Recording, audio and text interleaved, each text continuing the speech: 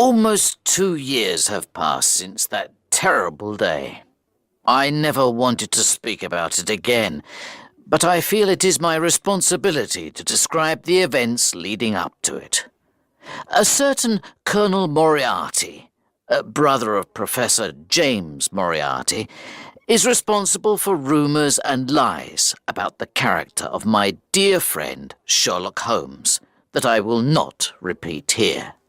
I am the only one who knows what happened between Sherlock Holmes and Professor Moriarty, and it is time that the world knew the truth. I still visited 221B Baker Street from time to time when Holmes wanted a companion to help him with his investigations, but not as often as before. In the final year of my visits, Holmes spent more and more time alone. The mystery he was trying to solve occupied a lot of his time, but he wouldn't speak about it, not even to me. One day, in early spring, I received a letter from France. Dear Watson, I am working in France for the French government on an important matter that will take me many months to solve. The weather is good, but the food is not so good. I hope all is well with the surgery. I will write again soon. Sherlock Holmes. From the letter, it seemed clear that I would not see him for some time, so you can imagine my surprise when only a month later he appeared at the window of my surgery. He looked pale and very worried. He entered at a door around the side. I know what you're thinking, he said before I could speak. I look terrible. I watched as Holmes went around the room making sure all the windows were locked. He closed the blinds. Holmes, what's the matter? I asked. Air guns, he replied. Air guns? I think you know me by now, he continued. I am not a nervous man, but there's a difference between stupidity and courage. And when someone is trying to kill me, I don't want them to have a clear shot through your windows. Do you have anything to drink? I gave him a glass of water. He checked the windows again. I'm sorry for coming here so late. I won't stay long. I think it's best if I leave over the wall at the back, he said.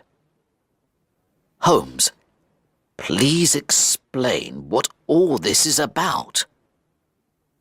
He said nothing. I looked at his hand. It was bleeding. I offered him something to clean it with. Holmes, this isn't a little fight. Look at your hand. Are you alone here in the surgery? He asked. Yes, I am now. There is another doctor who helps me during the week. Maybe he can help while you're away. I want you to come with me on a trip to Europe. I'm not sure of the exact location. We can decide when we get there. Holmes's behaviour was very strange. He never went on holiday. He certainly didn't go on trips for no reason. He saw the worried look in my eyes. There's only one person I can trust with this information, Watson, and that's you. For the first time in my life, he said, I have finally met my equal. His name is known to every criminal in London, but ask anyone in the street, and they'll say they've never heard of him. Professor Moriarty. The man is a genius. He's a criminal mastermind. Moriarty? A mastermind? You see?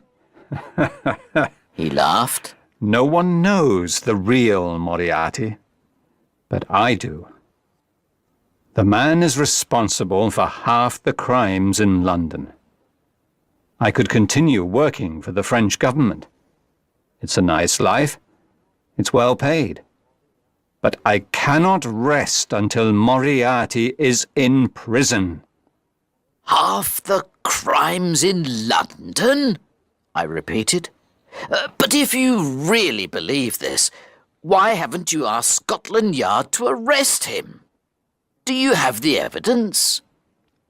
Crimes happen all the time. The criminal is caught.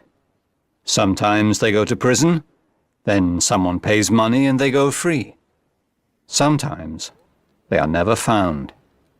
The important thing is that the man who controls everything is never caught. No one must ever suspect him. But what does he do? Everything and nothing. He is a well-educated university professor and one of the greatest mathematicians in Europe. At the age of 21, he wrote a thesis that was read all over the world. He was offered a job at a university. He worked very hard, but not towards anything good. He moved to London, where he has chosen to use his extraordinary brain for a life of crime. No one knows the criminal world better than I do. For years, I have known that there is someone else behind the crimes I investigate. He is like a spider that sits in the center of a very large web. He plans, he sits, and he waits. He makes the threads, and I follow them. In 3 days' time, with my information, they could arrest Moriarty and all his men. But if I take one step in the wrong direction, then all my work counts for nothing.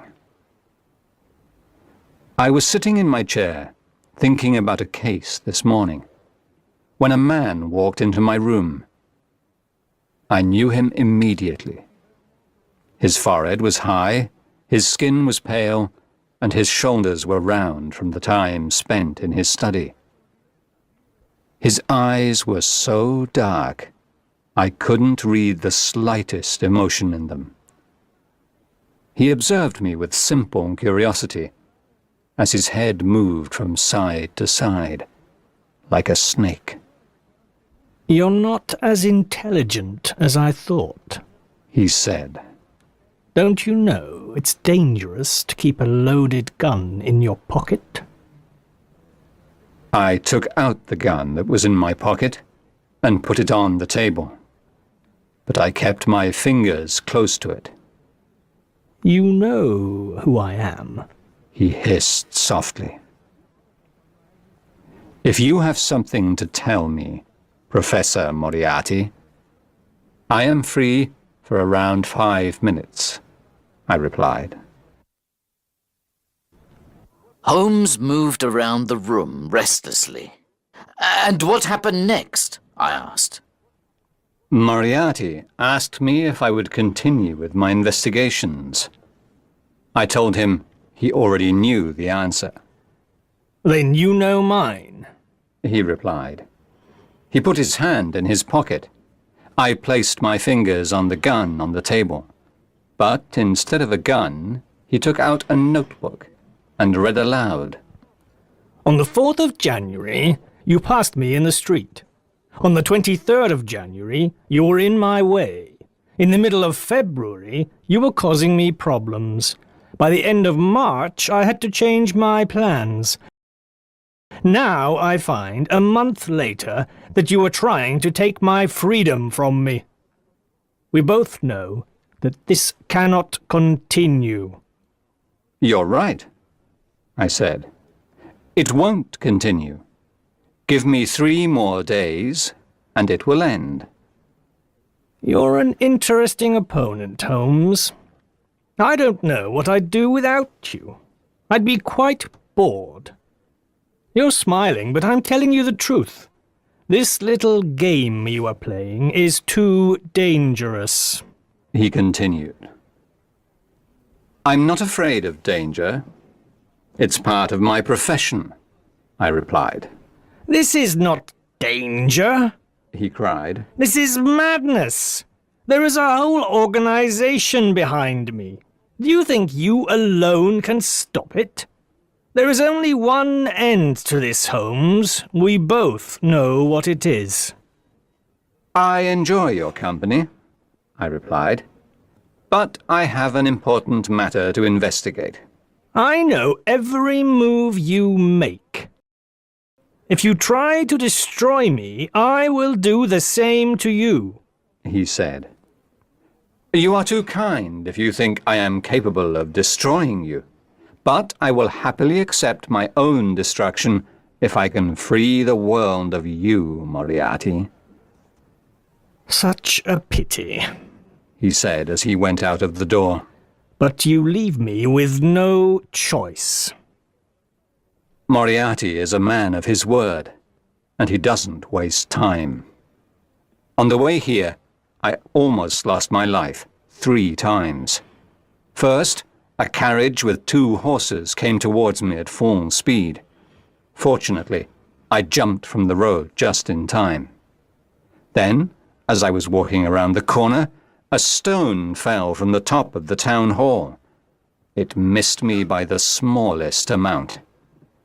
Finally, on the road to your house, a man attacked me. I hit him hard, and he fell over. I was amazed at the way my friend spoke of these events.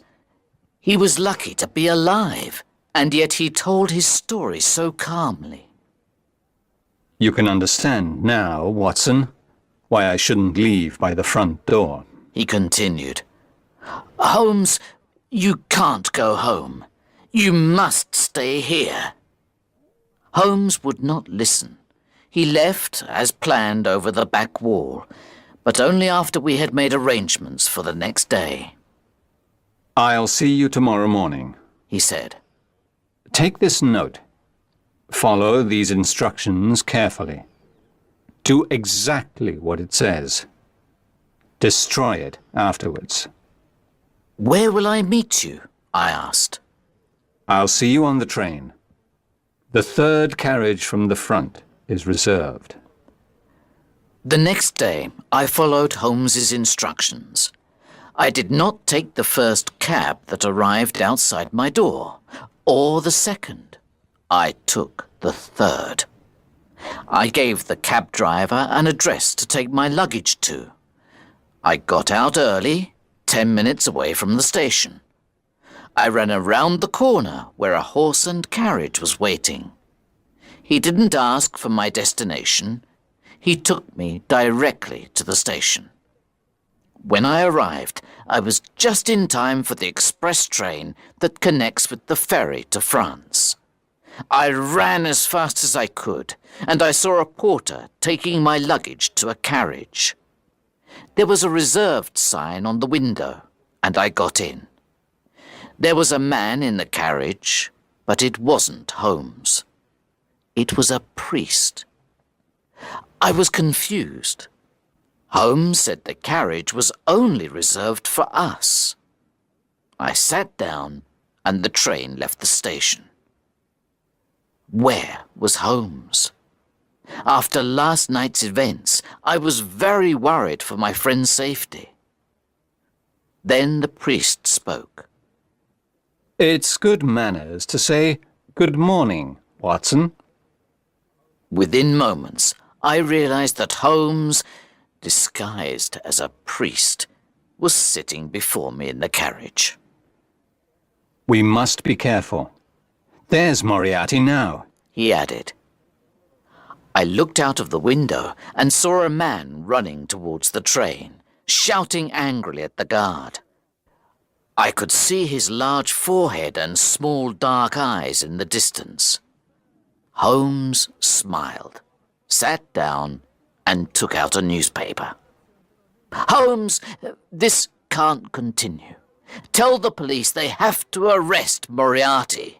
They can hold him until you have all the evidence they need. No, replied Holmes.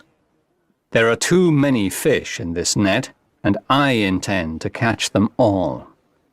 Now, we must plan what to do next. Moriarty will soon catch the train. How? I asked. This is the express train. There aren't any faster trains. Think, Watson. Sighed Holmes. Moriarty is as intelligent as I am. Imagine I'm Moriarty. What would I do? You could hire a private train. Precisely. 55 minutes later, the train stopped at a station. Quick, Said Holmes. we're getting off here. What about our bags? I asked. They'll arrive in Paris, where one of Moriarty's men will wait for us to come and collect them. We won't be there, of course, because we're getting a ferry to Belgium. We'll buy new bags and new clothes on the way. We jumped off the train. Holmes pulled me to the ground and we hid behind some bags on the platform. I watched as the train left and our own luggage disappeared. At that same moment, another train passed by on another platform, going at full speed. A man looked out of the window.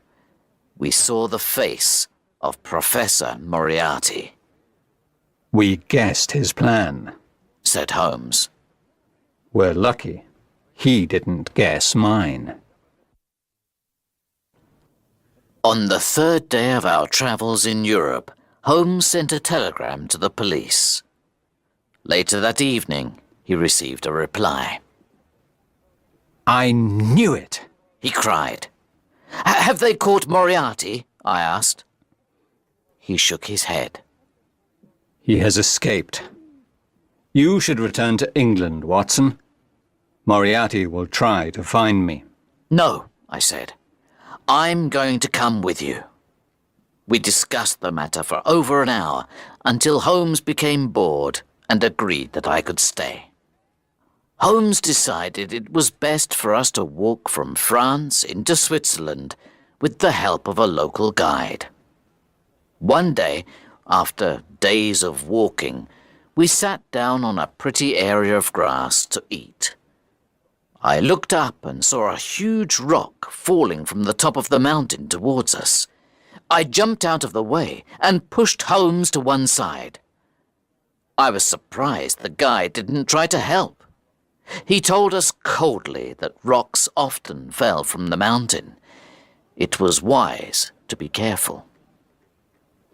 Who's there? I cried. I ran up the hill, but there was no sign of anyone. Holmes decided to change our plans. We took a different route into Switzerland, and we left our guide. Finally, we crossed over the Alps. We arrived at a small village where we rested at the guest house. The owner spoke good English. He knew London well from his time there in one of the city's finest hotels. He told us about the sights in the area. You really must go and see the Reichenbach Falls, He said. They are a beautiful sight at this time of year. You should stay another night. We said we had no plans to stay longer, and that we would continue to the next village of Rosenlaui. But Holmes agreed that we should see the falls first, as we weren't far away. After more than an hour along a steep, narrow path, we heard the falls. The water from the melted snow from the mountains fell into the depths below with a sound like thunder. The path ended at the waterfall. The only way back was along the same path we came. Smoke seemed to rise from the black rock at the bottom, like a cauldron. I shouted to Holmes, who was at the end of the path. I heard the echo of my voice from the bottom of the falls. We rested on a rock near the falls to admire the view. Soon after, a young Swiss boy came running towards us with a note in his hand. Herr Doctor, He shouted to me.